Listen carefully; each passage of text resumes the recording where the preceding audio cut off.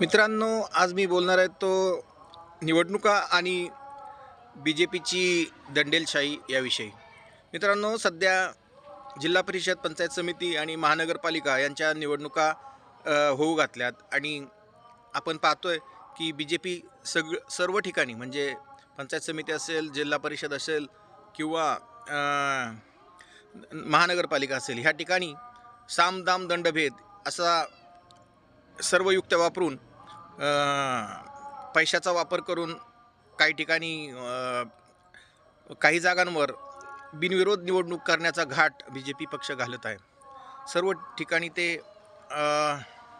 हुकुमशाहीसारखं वागत आहेत आणि ही गोष्ट मित्रांनो लोकशाहीसाठी खूप मारक आहे. तर आपण याच्याविरुद्ध आवाज उठवला पाहिजे मित्रांनो, कारण जगातील सर्वात मोठी लोकशाही भारत देशात आहे आणि ह्या लोकशाहीला वाचवण्यासाठी आपण तुम्हा सर्वांनी प्रयत्न केला पाहिजे. मित्रांनो, काही वर्षांपूर्वी मोदीजी म्हणाले होते की अमेरिकेसारख्या प्रगत देशामध्ये बॅलेट पेपरवरती म्हणजे निवडणूक चिन्हाचा ठप्पा मारून मतदान केलं जातं आणि सध्या आता भारतामध्ये इलेक्ट्रॉनिक मशीनवरती मतदान केलं जातं. तर ह्या मशीनमध्ये काहीतरी फेरफार करून इलेक्शन जिंकता येते की काय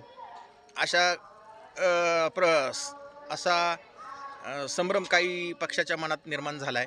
तर मित्रांनो, हा संभ्रम दूर करायचा असेल तर मला वाटतं BJPने पुन्हा एकदा बॅलेट पेपरवरती निवडणुका घ्याव्यात आणि लोकशाहीला पूरक असं वर्तन करावं.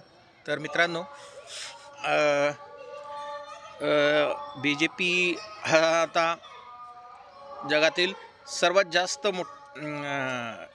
सदस्य असलेला पक्ष झालेला आहे. तर BJPने